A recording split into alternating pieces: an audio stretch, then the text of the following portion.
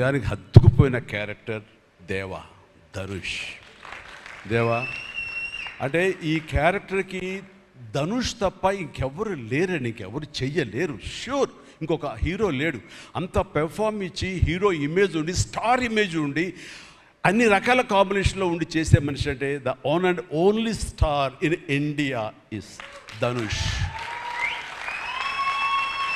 ధనుష్ని మైండ్లో పెట్టుకుని ఈ క్యారెక్టర్ డిజైన్ చేసావా శేఖర్?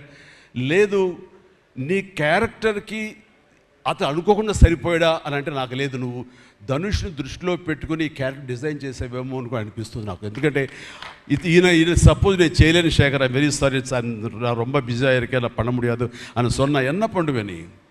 ఎవరున్నారు చేయడానికి? నన్ను అడిగితే నా వల్ల కాదు. నాకు వద్దని బాబు ఈ కష్టాలు ఇవి, నాకు ఇలా ఎవరు లేరు. అంత